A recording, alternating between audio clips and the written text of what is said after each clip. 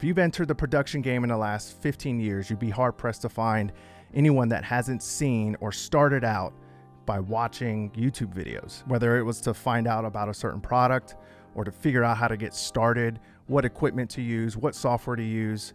YouTube has been the place for most producers in this era to get their start. And even beyond that, if you've been in the game for a long time, product reviews, software reviews, all of that has been available on YouTube. But 15 years ago, around that time frame, there were pioneers of the beat making community on YouTube that they started posting beat making videos, reviews, tutorials, and all of that. And lest we forget where it all started, I'm gonna show you some of my favorites and probably some of the most popular YouTubers that started showcasing their beats, production tips, and all of that.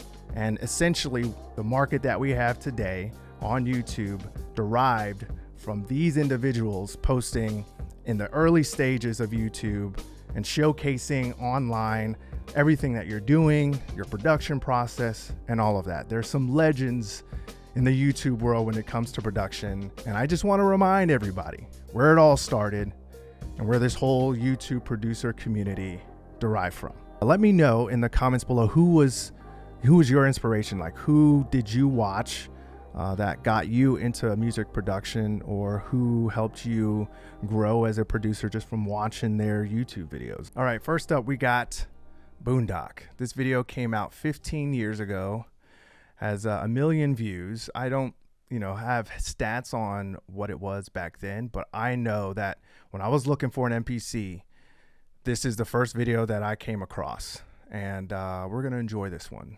This video, man. All right, let's go. All right, I'm ready. I want to record this whole thing, shit.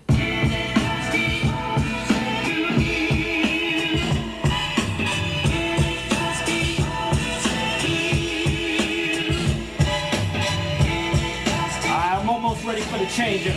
Y'all ain't ready for this shit. This shit gonna be gully. Gully shit.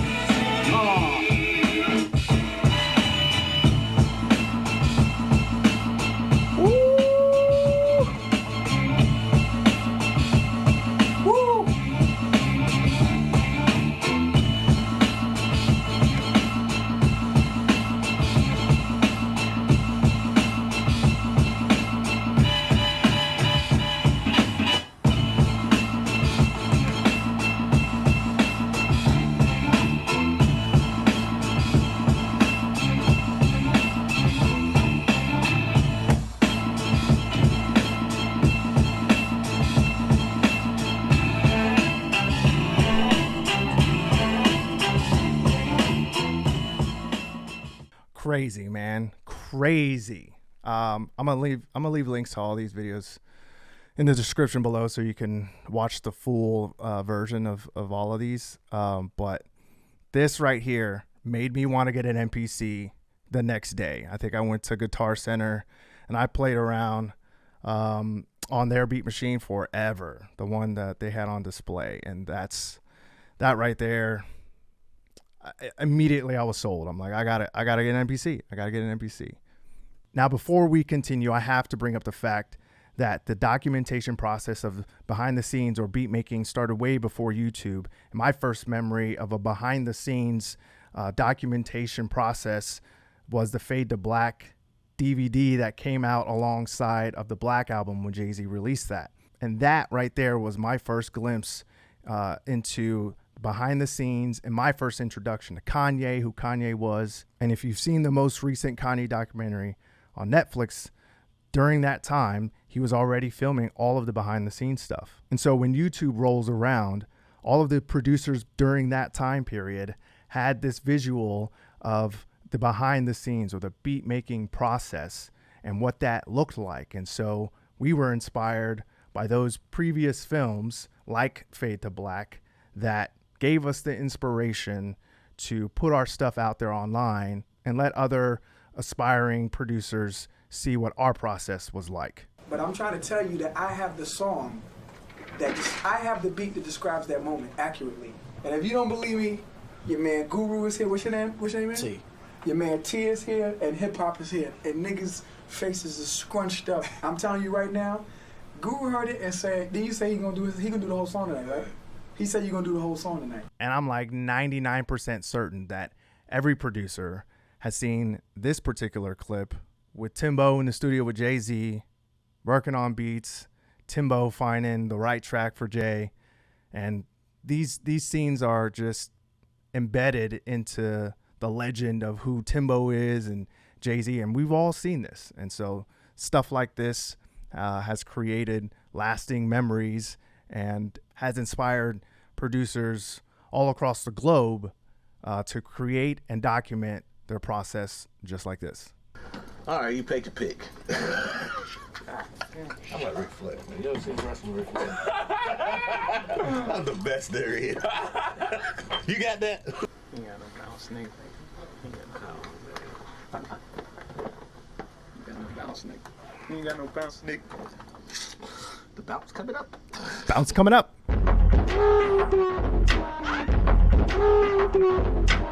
I ain't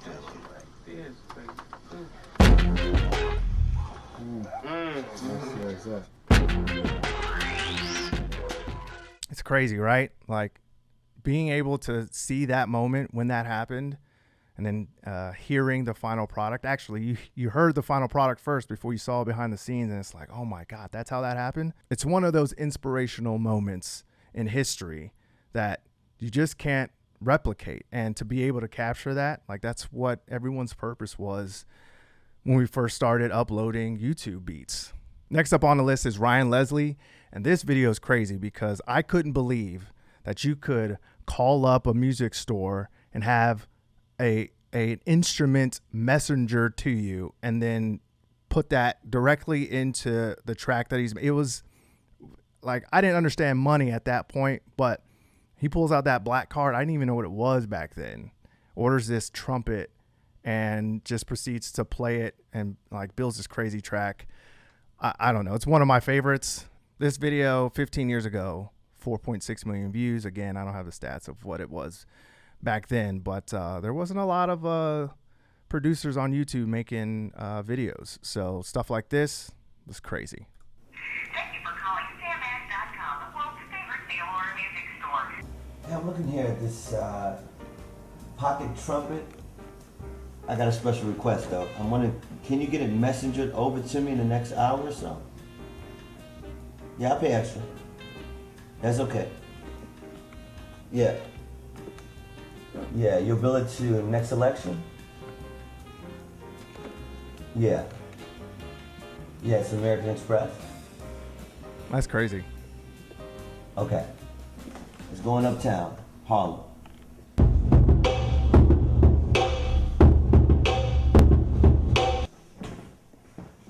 You see he has a Korg M3 there.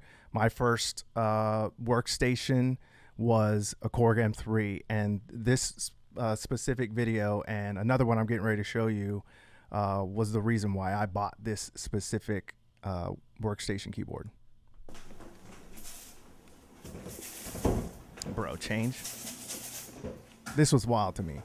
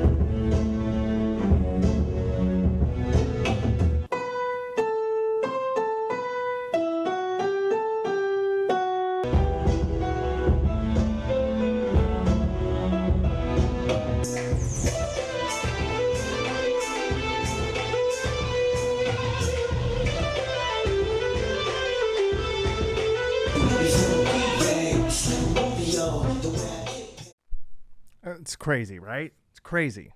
And after seeing that, I wanted everything that he had. I wanted that synth. I wanted that workstation. I wanted to be able to play a trumpet. I think I started taking lessons. Like, this specific video for me was just insane. And I know it was for a lot of other people too. Now, this next guy, when I first heard his voice, I was like, is this dude real? But, you know, and everyone had questions like, is that the real person? Is this a persona that he's putting on? Because he's kind of quirky. And to this day, he's still the same. So I assume that's just like how he is. But this dude actually made me want to learn how to play the keys. I mean, I grew up, I never played an instrument until after I graduated high school. I learned how to play the guitar. And then I saw these videos and it made me want to learn how to play instruments. And this guy right here specifically made me want to play the piano. And then I bought the Korg M3 and started taking lessons specifically from, I would say this video right here was probably one of the most inspirational. Mr. Ronald Jenkees, ladies and gentlemen. Hello, YouTubes.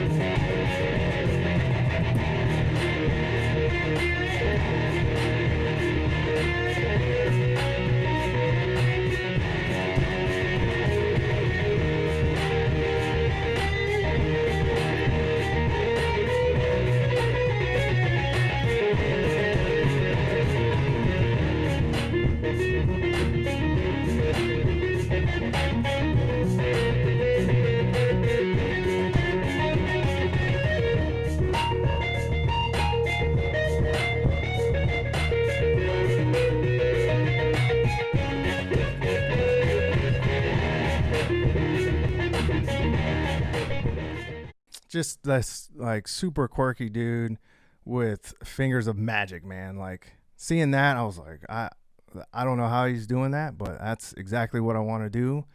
And I know there's a lot of people that felt the same way. Again, 15 years ago, 11 million views. This dude was popping off back then, man. This guy was crazy. I always loved Ronald Jenkees. He's still making music, still putting stuff out. Yeah, dude, huge inspiration to a lot of people. Next up is Mike Kalombo. Now, Mike did a lot of different things within the YouTube producer community. He started posting like beat making videos, and then he did this thing called the Classic Cypher.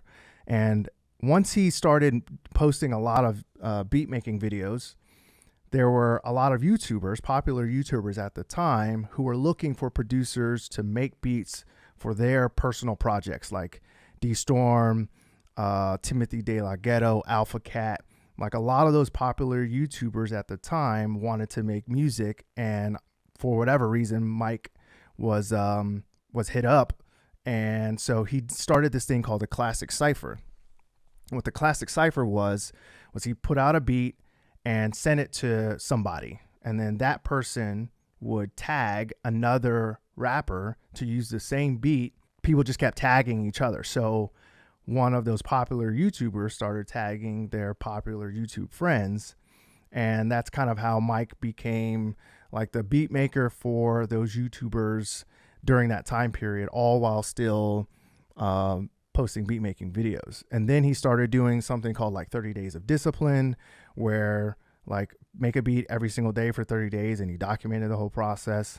And he's the first person that I know that started selling sample packs. As far as like, he had like classic piano samples is what he called them. But to my memory, to my knowledge, a singular person selling sample packs, Mike, and I think was one of the first to do that. I'm sure like Illmind was doing that back then as well, but in my memory, as far as popular YouTubers, my first sample pack that I bought from an individual, not a company, was Mike Kalombo's classic piano samples. So this is one of his beat making videos. I think this had like 200 something thousand views on it.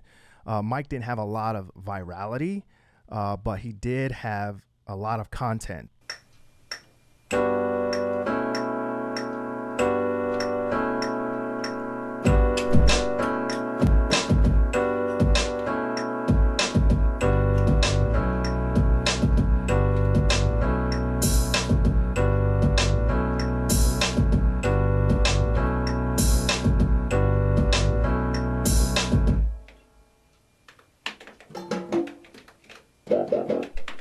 He's always like just super fast.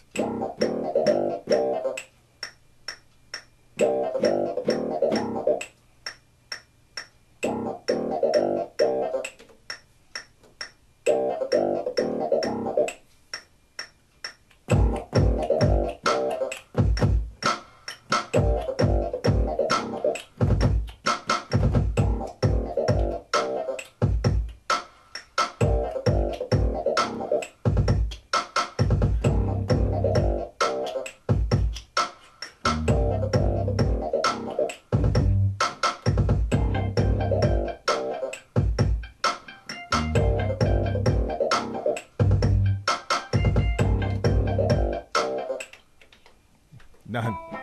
He had stuff like that all the time. Let's see, 12 years ago, 247,000 views. But he did all kinds of stuff like that. And like the classic cipher, for instance, right here.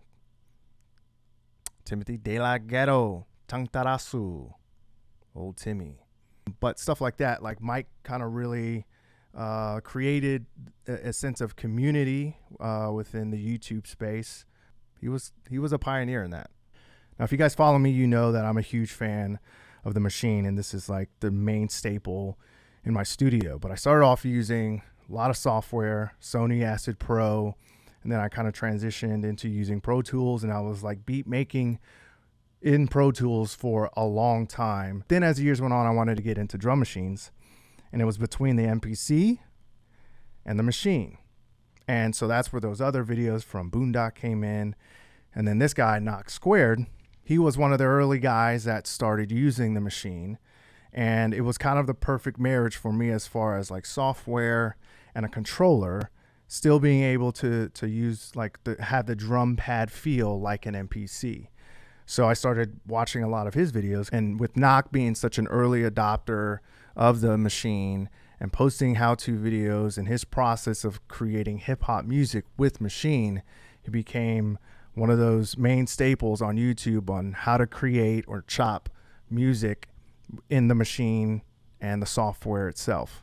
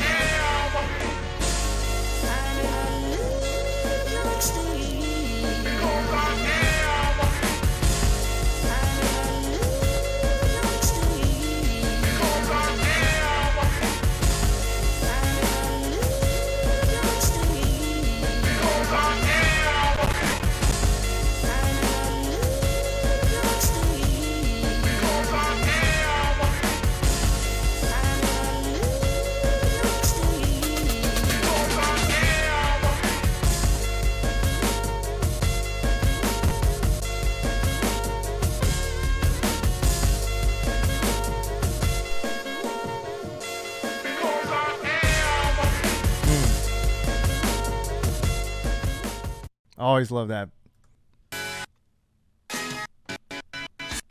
But yeah, like videos like this showing the process. It's kind of cut off here, but there's a record player to the right of the machine here, and he would just show you his chops and how he did it, how he loaded samples in. And yeah, all of this was super important because we didn't have tutorials from the manufacturer. We had like demos. So guys like Knock that started making tutorials or just showing how to chop stuff up or how they did it was really helpful for young producers at the time, like myself, just trying to learn something new. So that's just a small portion of producers at the time, but the most impactful in the creative space when it came to production and posting your videos on YouTube. And all of that led to me putting my own stuff out there because I really wanted to see what the world actually thought of my music, because I was in a vacuum. You know, I would only show my beats to my friends and they're like, yeah, it's great. But the internet will let you know real fast that you are trash, bro. This is garbage. And so I valued that feedback because I knew that it was only going to make me better. And so I started posting my own beats, my own production process. And that kind of leads to some of my most popular videos on YouTube. And I had the advantage of just being ahead of a game, you know, like I know that there were guys out there that started doing it before me, but, you know, I started doing it as well and grew popular pretty quickly and just kind of died off as my interest in posting as often as I was kind of waned as well. You know, life kind of takes over, family, kids, all that. But this right here, this is one of my most popular beat making videos. And I mean, I really enjoy it, but that's just me. I love that intro. It's so old school. So here I just had moved out of my house and got a studio space and started really getting into sampling with my machine right there, my Korg M3, all of that. But yeah, this right here, one of my favorites.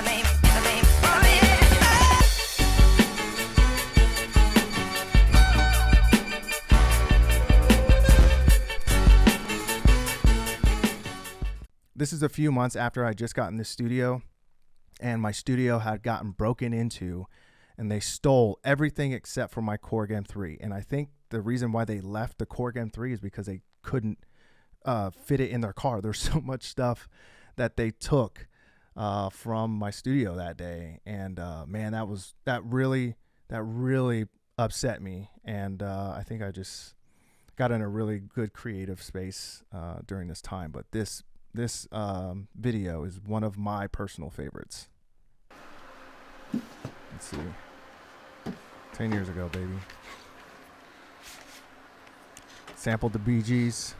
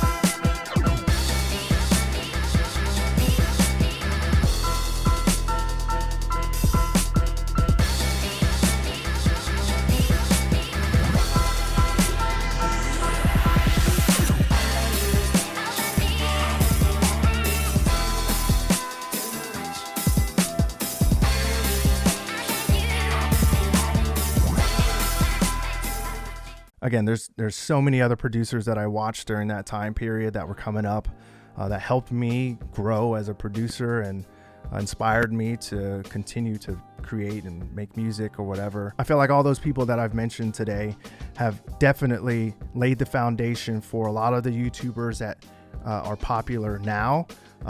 And like Kyle Beats, and I know T-Pain they didn't get to start there, but I know a lot of people start watching his podcasts and his music production stuff. It's just talented people. And so all these people are seeing the value and following other producers or get inspiration from these YouTubers that post their process and their beat making videos or whatever. But let me know in the comments below who inspired you, or what videos did you see that really propelled you into getting into music production or buying a certain piece of equipment or whatever. Who do you value? And let's give them their flowers.